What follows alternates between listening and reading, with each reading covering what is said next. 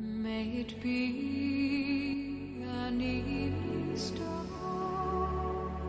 shines down Chers amis, upon you. avec la lecture ce Shabbat de Behar Bechukotai, nous terminons la lecture du livre de Vaïkra et je voudrais vous proposer un éclairage littéraire de ce livre central de la Torah.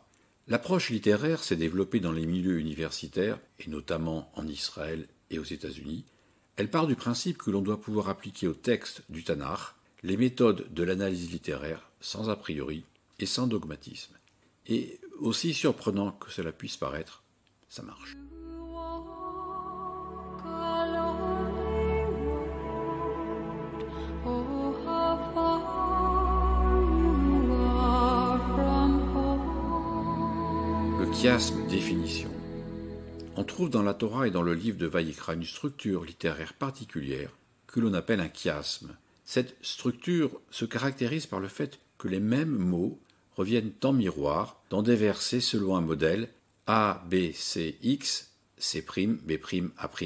Les paires de versets A et A', B et B', C et C' contiennent les mêmes mots et évoquent les mêmes sujets.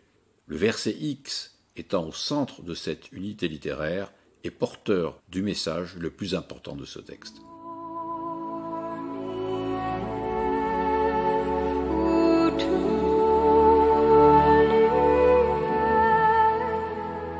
Le chiasme, quelques exemples. Le chapitre 14 de Vaïkra, qui traite du rituel de purification du Metzora, comprend un premier chiasme des versets 11 à 20. Ce chiasme comporte 7 niveaux d'inclusion, autrement dit A, B, C, D, E, F, X, le verset central, puis on revient en arrière, F', E', D', C', B', A'. Je vais juste citer le premier et le dernier verset, et le verset du milieu.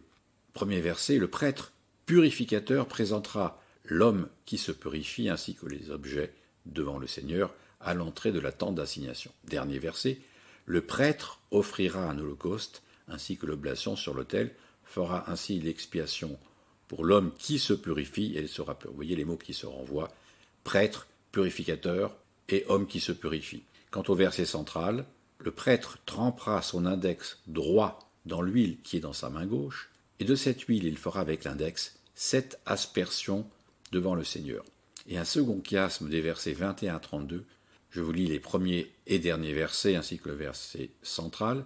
Si cet homme est pauvre et que ses moyens soient insuffisants, il prendra un agneau pour obtenir son expiation. Dernier verset. Et ainsi le prêtre procurera son expiation. Le premier et le dernier verset renvoient au même mot-clé, les moyens qui sont insuffisants, obtenir l'expiation. Et le verset central nous dit « Et le prêtre fera avec l'index droit de cette huile qui est dans sa main gauche 7 aspersions devant le Seigneur. » Jacob Milgrom a dénombré 25 chiasmes dans Vaïkra, ce qui élimine l'argument d'un détail accidentel et non intentionnel. Une fois que l'on apprend à les repérer, on s'aperçoit que certains chiasmes peuvent être cachés dans un seul verset. Par exemple, chapitre 18, verset 7, je vous le lis d'abord en hébreu, « Ervat imcha lotegale, imchahi, lotegale ervata », ce qui donne en français « Ne découvre point la nudité de ta mère, c'est ta mère, ne découvre point sa nudité ».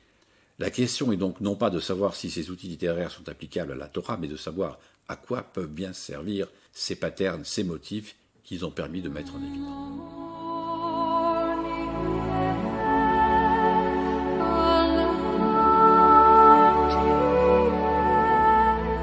Le chiasme, pour quelle utilité?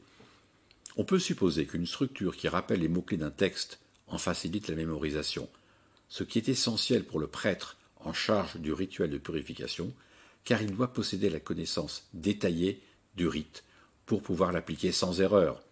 Sans y voir un pur effet esthétique, on peut donc considérer qu'il y a là un procédé d'apprentissage et de contrôle d'un processus précis et complexe qu'il convient d'appliquer de manière répétitive et routinière sans y introduire de variations ou d'erreurs.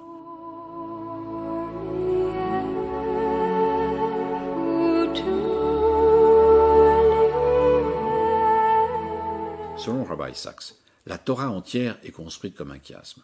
L'un des traits les plus caractéristiques du style littéraire de la Torah est le chiasme, un ensemble de mots, de phrases ou de versets selon la forme A, B, C, B.A.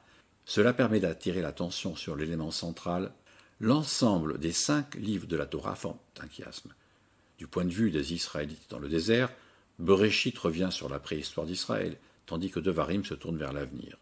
Shemot et Bamidbar forment une paire assortie racontant l'histoire du présent, le voyage d'Israël de l'Égypte au désert et jusqu'au bord de la terre promise.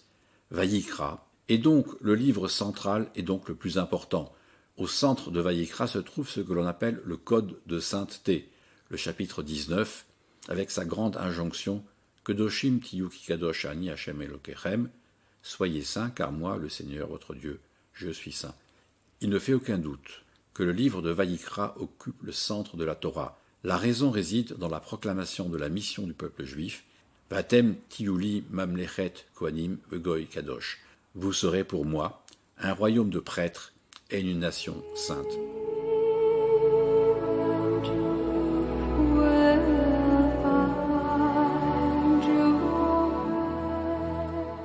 Un point d'actualité avec le sacre du roi Charles III et Vayikra. Si vous avez suivi en différé la cérémonie du sacre de Charles III, vous aurez noté que le roi a été oint avec de l'huile d'olive provenant du mont des Oliviers, à l'image de l'onction du grand prêtre, tel que la Torah le mentionne dans Vayikra chapitre 8 verset 12. Et pour mieux marquer cet emprunt à une cérémonie religieuse qui avait lieu dans le temple de Jérusalem, la musique jouée pendant l'onction est l'hymne du couronnement composé par Handel et intitulé Zadok le prêtre, Zadok dont il a été question dans l'Haftara de Shabbat dernier. Shabbat Shalom.